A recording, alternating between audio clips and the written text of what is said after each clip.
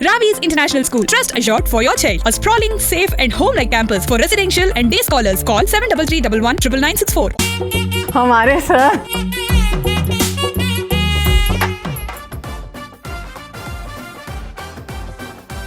ఒకటే డైలాగ్ కావాలి. తిన్నామా పడుకున్నామా తెల్లారిందా. తిన్నామా పడుకున్నామా తెల్లారిందా. చాలా బాగుంది. तो गाना भी बड़ा अच्छा गा रहे थे आप. क्या फेवरेट अब झूले में बैठे थे, गा दो अच्छा सा. ఒక మార కలసిన అందం కంటకెదురుగా కన్ను పడే అంతే తడబ. तो कैसे मतलब वो आपसे एडवाइस लेते हैं और आपकी हैदराबाद की जर्नी कैसे शुरू हुई तेलुगु में? और चिरंजीवी सर का टागोर फिल्म, मैं अगर खुद का डबिंग मैं करूंगा तो कैरेक्टर बराबर दिखेगा. वॉइस एक्सप्रेशन पे ज्यादा. वॉइस एक्सप्रेशन मतलब आत्मा की आवाज आती है. గవర్నమెంట్ ప్రాణానికి లక్ష చొప్పున ప్రకటించింది. चलो ठीक है, इनको डबिंग करने दीजिए तेलुगु में. తెలుగు మాట్లాడా? తెలుగు మాట్లాడడానికి ప్రాబ్లం లేదు నాకు. తెలుగులో బాగున్నారా అండి? చాలా బాగున్నాను. మీరు ఎలా ఉన్నావు? బాగుంది, చాలా బాగుంది, చాలా బాగుంది. Welcome to Suman TV and I am your host Neha. आज है मेरे साथ मेरे फेवरेट शायजी शिंदे साहब. पता नहीं उनको देख के मुझे क्या होने लगता है, कुछ हो रहा है, मज़ा आ रहा है झूले में. और सबसे अच्छी बात क्या है सर की प्रगति नेचर से अटैच्ड है. और आज हम झूले में हैं, प्रगति से अटैच्ड हैं. और हैदराबाद के तो ये हमारे मतलब सेकंड होम है उनका, पर रहते नहीं है यहाँ, पता नहीं क्यों. ये शिकायत है. तो बताइए सर, हैदराबाद की यात्रा. अब बस बहुत दिन के बाद ये फिल्म कर रहा हूँ मैं. और मैं ड्रामा कर रहा था. मैंने 50 साल पहले एक ड्रामा किया था जो नीलू फुले ने बहुत फेमस किया था और बहुत अच्छा लिखा है ड्रामा. तो वो ड्रामा में पिछले 2-4 महीने में बहुत बिजी था. ओके. और मैंने थर्ड टाइम किया कि एज एन एक्टर मुझे लगा कि वो जब मैंने किया था 25 साल पहले वो अच्छा नहीं किया था. अच्छा. तो अपना क्रिटिसिज्म खुद करते हैं. हाँ, खुद करता. फिर एज एन एक्टर राइटर ने जो लिखा है वो मुझे तभी इतना नहीं समझा था. जिस धार से वो करना चाहता था वो नहीं हुआ. वो एनर्जी तो कुछ बम है आपके अंदर. वो फटे नहीं, मजा नहीं आता. हाँ, तो फिर अभी किया तो जोश आ गया एकदम. लोगों को शौक है और बहुत खुश है लोग. ओके. ऑल ओवर वर्ल्ड से बुला रहे हैं. अभी अमेरिका से, जर्मन से, दुबई से, किया ऑस्ट्रेलिया से. वो ड्रामा उधर भी करो.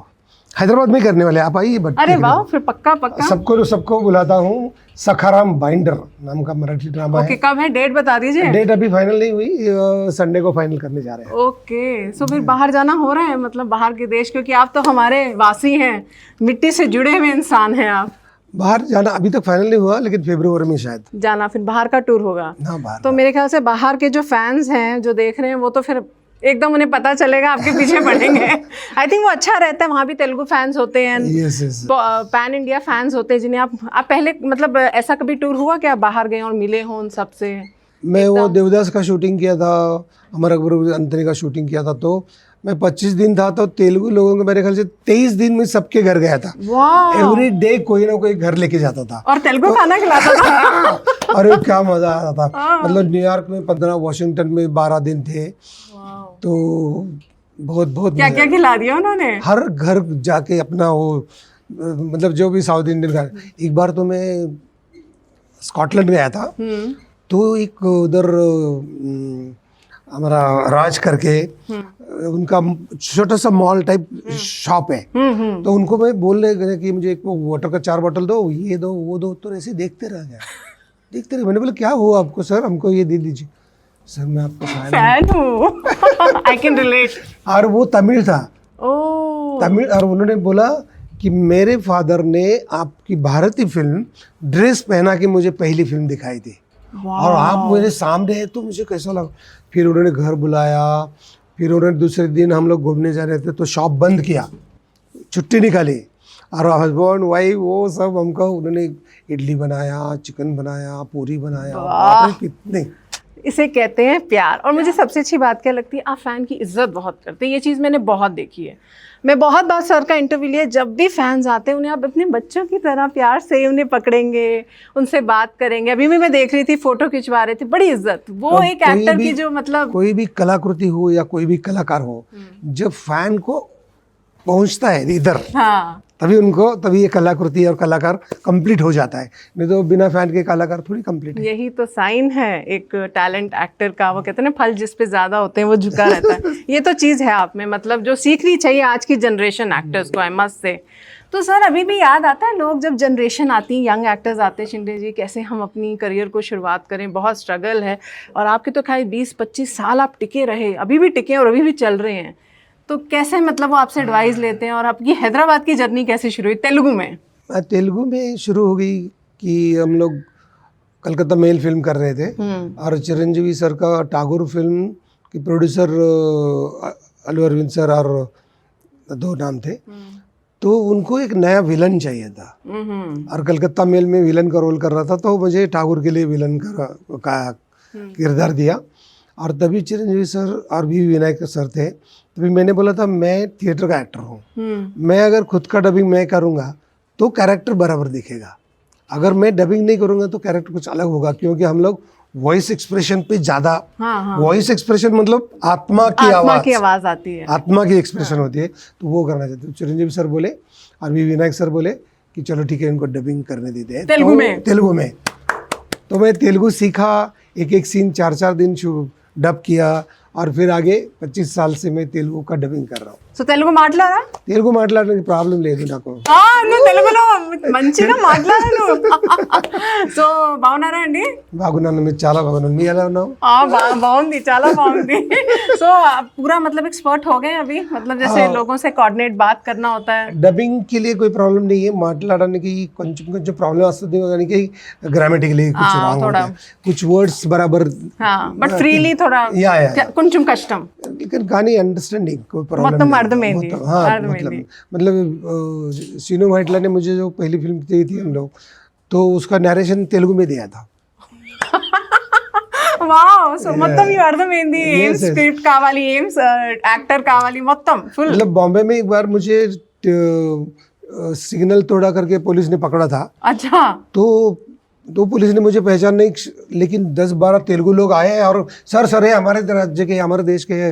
फिर बोला नहीं अरे मैं महाराष्ट्र का हूँ, लेकिन लोग मुझे इधर आंध्र का मानने लगे. नहीं, आपका जो वॉइस है ना सर, और इतना रिलेट होता है, द डायलॉग डिलीवरी, ऐसा लगता ही नहीं है कि आप महाराष्ट्र के या नॉर्थ से हैं. आप इतना जस्टिफाई करते हैं अपनी लैंग्वेज को, तेलुगु को, और वो जो एक्शन होता है, माय गॉड.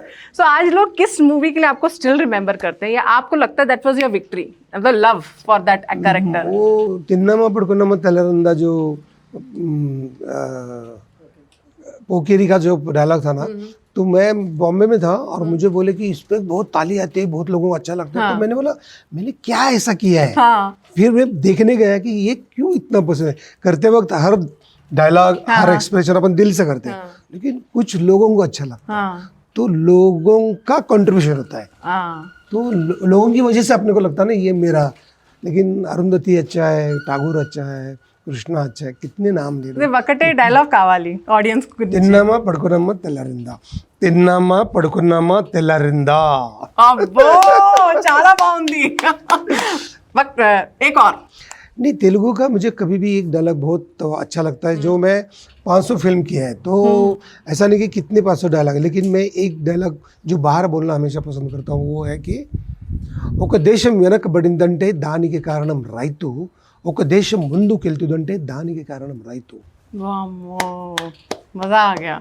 सो मतलब आज भी वो डायलॉग्स वो सब आप इन्वॉल्व हैं अपनी मूवीज के साथ. और तो अभी जैसे चिरंजीवी सर, ऑल भी एक्टर्स के साथ आपकी अच्छी रेपो रही है, तो कैसे मुलाकात और मिलते हैं सेट्स पे, कुछ है जो आप दोनों ने एक्सचेंज किए हो, कुछ मुलाकातें? नहीं, यहाँ के मैं क्या करता हूँ, ज़्यादा प्रोग्राम्स के लिए नहीं जाता हूँ, पार्टी के लिए नहीं जाता हूँ, लेकिन जब भी मिलते हैं यहाँ के जो नागार्जुन सर है, महेश बाबू है, जूनियर NTR सर है, ये पवन कल्याण सर है, चिरंजीवी सर है, ये सब लोगों के साथ मेरा मतलब ये लोग ह्यूमन बीइंग बहुत अच्छा है उनका.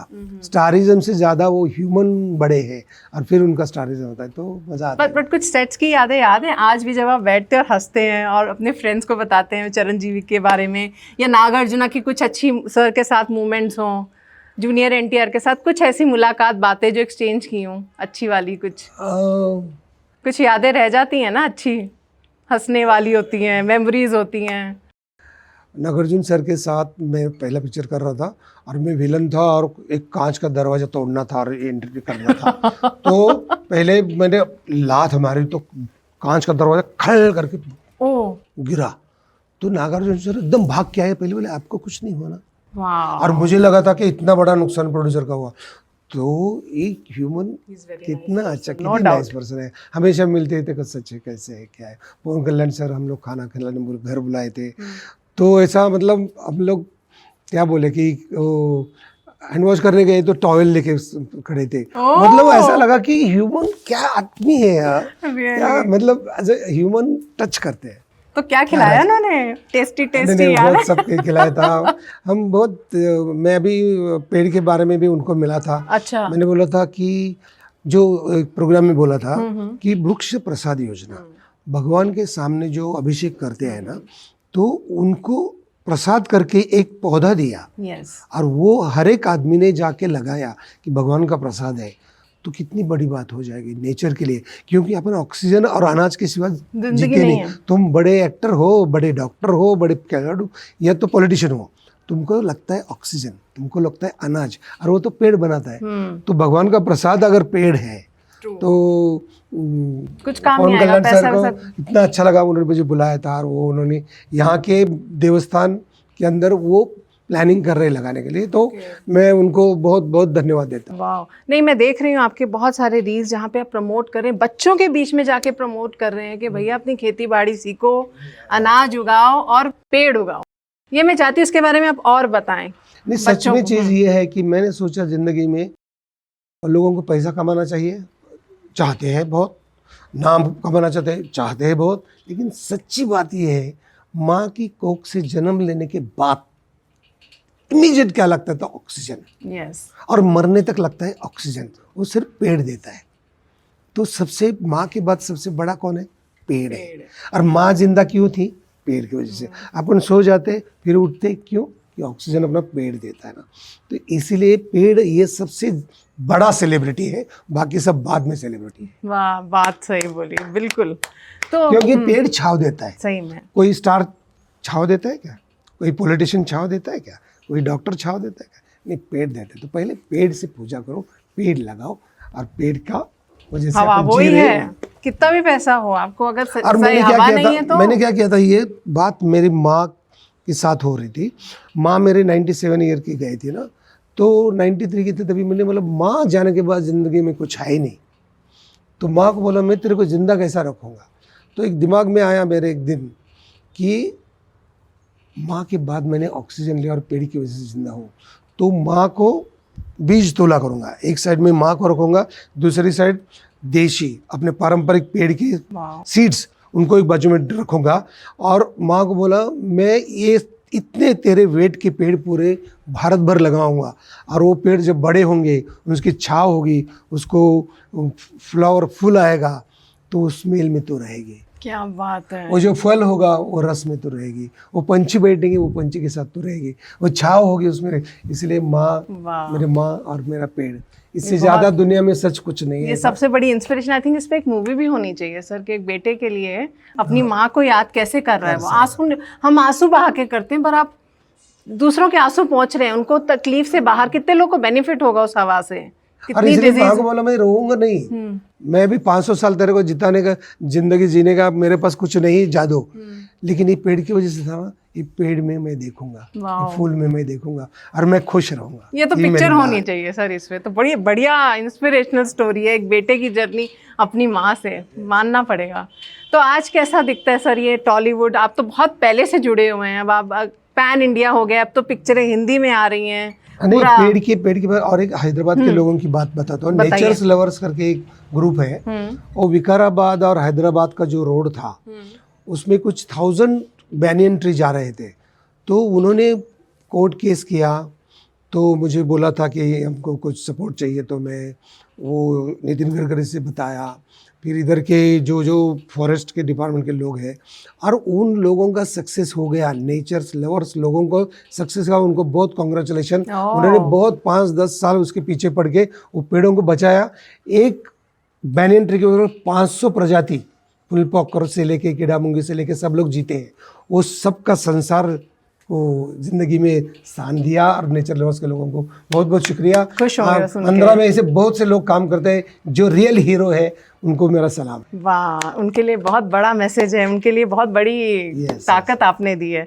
तो मैं बता रही थी कि जैसे आप तो बहुत पहले से जुड़े हुए हैं तेलुगु सिनेमा के साथ, तो अब कैसा दिखता है पूरा पैन इंडिया, तेलुगु हिंदी में आ रही है, हिंदी तेलुगु में आ रही है, कैसे देखते हैं आप? अब वर्ल्ड चेंज हो गया है ना, अभी अपने क्या बोलते हो, डिजिटलाइजेशन हो गया है, पूरा वर्ल्ड एक साथ आया है, तो लोगों को स्टडी करने को, एक दूसरे को आना जाना इजी हो गया, तो सब लोग इकट्ठा हो रहे हैं अभी। एग्जैक्टली। और आप कैसे देखते हो डिजिटल मीडिया को? मतलब रातों रात लोग सक्सेस का चख लेते हैं मज़ा, और आप लोगों ने तो बहुत मेहनत करके अपना एक मुकाम कायम किया है, एक जगह लॉन्ग टर्म टिके रहे, कैसे देखते हो सर आप? नहीं, बच्चे लोग अभी क्या है, सच में यही कुछ भी, ये डिजिटलाइजेशन हो कुछ भी हो, बाद में तो सच सच ही रहता है। वाह, बात तो सही है। तुमको इमीडिएट हैस्टिक क्लाइंबर्स और सडन फॉल, तुम जल्दी नहीं जा सकते हो।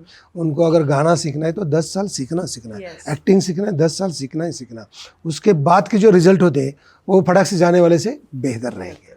तो लंबी अगर रेस में जाना है तो कैसे जाना है? तो 10 से 15 साल अच्छा रहने रहे।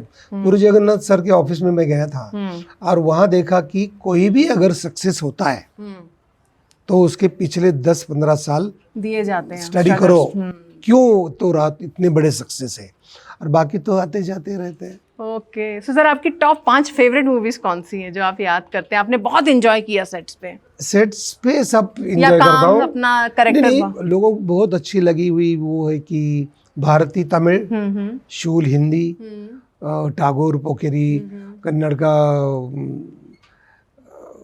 कन्नड़ी वीर कन्नड़ी का, और मलयालम का कौन सा नाडोडी मन्नन, मतलब ऐसे कितने फिल्म के पूरी लैंग्वेजेस में आपने किया है, कुछ छोड़ा नहीं है? कोई लैंग्वेज है जो बची है जिसमें आप सोच रहे हैं? पंजाबी, भोजपुरी, बचा है, आसाम किया है, किया है तो पंजाबी किया, भोजपुरी किया, आसामी किया, बंगाली किया, माय गॉड, और तमिल, तेलुगु, कन्नड़, हिंदी, मराठी, इंग्लिश, सब हो गया सर। कोई भी और लैंग्वेज कितना वो कर चाहिए? सकता हूँ। हो गया।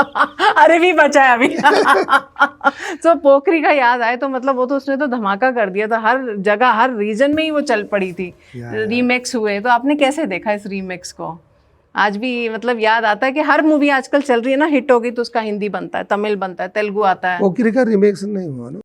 नहीं हुआ था ना? हाँ, हुआ है। हाँ, सलमान खान के। हाँ, हुआ था, और फिर बहुत हिट हो गई वो, मतलब राइट। और बहुत सारे एक्टर्स हैं जो मतलब तेलुगु स्क्रिप्ट्स और मूवीज को भी रीमेक करते हैं।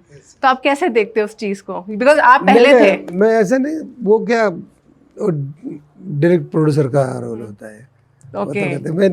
मैं ज्यादा रीमेक में नहीं काम किया। ओके, नहीं मतलब कैसे देखते हो आप इस चीज, क्योंकि आप पहले पर्सन हो लोगों ना? को अच्छा लगता है, वो लोग करते ही रहते हैं ना। ओके, क्योंकि पहले तो वो मेन मूवी में आपको ही देखते हैं, आपका कैरेक्टर। सो आपके फेवरेट 5 मूवी बताइए तेलुगु की, जो फेवरेट ऐसा नहीं, अभी बताया ना 5 सिर्फ तेलुगु। टागोर, पोकेरी, कृष्णा, अरुंधति, और ये रवि तेजा के साथ किया वो 2-3 फिल्म। ओके। क्या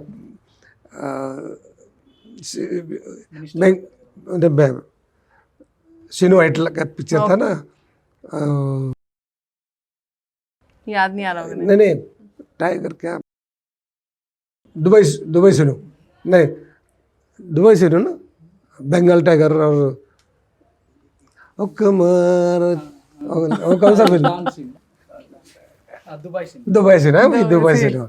इतनी कितनी अभी 25 साल आपको में तो गाना भी बड़ा अच्छा गा रहे थे आप। हाँ। क्या फेवरेट? अब झूले में बैठे थे, गा दो अच्छा सा आपका फेवरेट, कुछ गुनगुनाते हो आप? उसमें गाना था ना, ओ कमर कलसिन अंदम कंटे के दुर्ग अंटे ऐसा कुछ गाना था ना। आजकल तो पूरे तेलुगु गाने भी हिंदी में आ रहे हैं, रिदम्स आ रही हैं। तो आप सुनते हो गाने का? तो आपको मतलब बहुत शौक है, और संगीत का? ज्यादा वो क्लासिकल में सुनता हूँ घर पे। Okay, classical. और आपने एक बार मेरे इंटरव्यू में कहा था कि अगर आप एक्टर नहीं होते, आप वापस अपनी फार्मिंग में, और ऑलरेडी आप जुड़े हुए हो, बट फुल फ्लेश्ड आप फार्मिंग में अपना ध्यान देना चाहते हो, रिटायर होना चाहते हो क्या अपनी? नहीं, फार्मिंग ऐसे नहीं, सब जगह के लोगों के, तुम्हारा जितना एज है उतना तो पेड़ लगाना चाहिए, नहीं तो जिंदगी जीने के लिए लायक नहीं हो तुम। अनाज और ऑक्सीजन से पेड़ से लेते हो ना, तो तुम्हारा एज उतना नहीं लगाए तो तुम गाड़ी लो, बंगला लो, कुछ नहीं, उसको कुछ फायदा नहीं। 25 किलो सोना खाएंगे क्या? सही बोले। तो अनाज ही खाओगे ना। पूरा बॉडी में सोना है पर ऑक्सीजन नहीं है, वेस्ट है, 2 मिनट में खत्म। यस। तो अभी अपकमिंग मूवीज क्या है सर, क्या बिजी रख रहा है आपको? मराठी में अभी एक विष्णु बाड़ा, तांब्याचा विष्णु बाड़ा कर रहा हूँ, जो मैंने की थी फिल्म, उसका रीमेक हो रहा है। और बाकी अभी ये फिल्म एक नया है, उसका नाम अभी तक फाइनल नहीं है। ओके। और बाकी ड्रामा कर रहा हूँ, बाकी कुछ खास नहीं। कुछ खास नहीं। तो हैदराबाद आते हैं, अपने यार दोस्तों से मुलाकात होती है?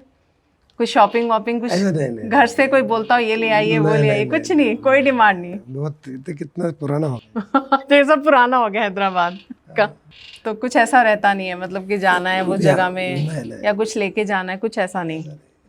ओके। तो सर मज़ा तो बहुत आ रहा है आपके साथ इंटरव्यू में। आपका खाने का टाइम बहुत पंचुअल है। मुझे बस आपका एक फिटनेस फंडा चाहिए। ये आप फिट कैसे रहते हो? जब भी देखती हूँ एज इट इज ही रहते हो, मतलब कुछ दिखता ही नहीं है चेंज, हमेशा एनर्जी डबल ही होती रहती है हर साल।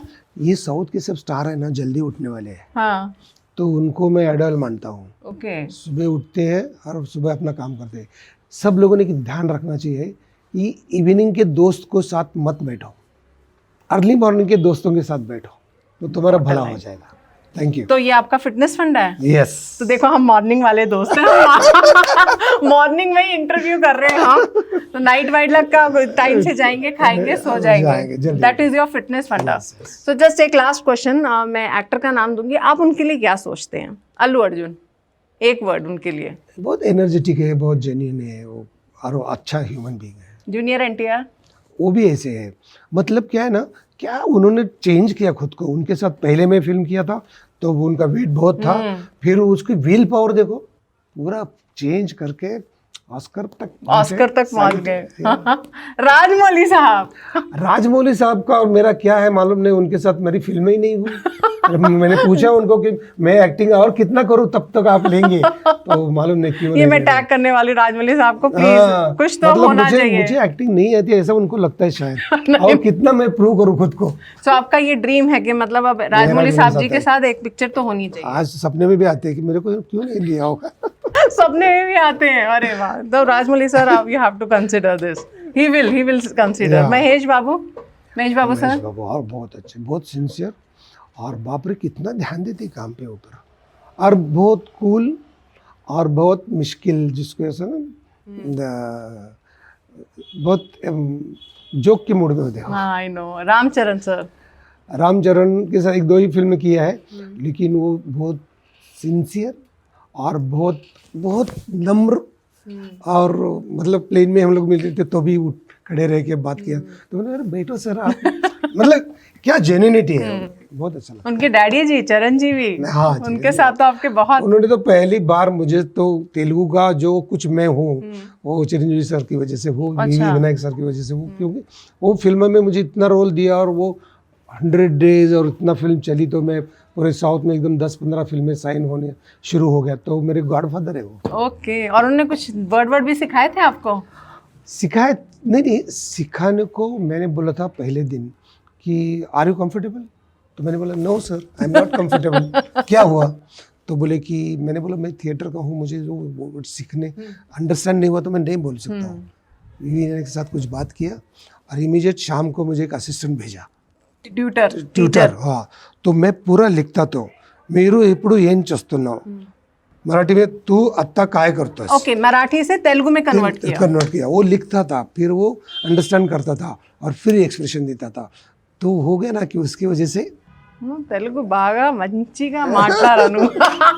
आई थिंक मुझे आपसे लर्न करने का, మంచిగా, वेरी नाइसली। डायलॉग तो मतलब कोई बोल ही नहीं सकता। That was your thank you. Oscars, you should get Oscars for that. और अब हमारे प्रभास जी, उनके लिए कुछ कहना चाहेंगे?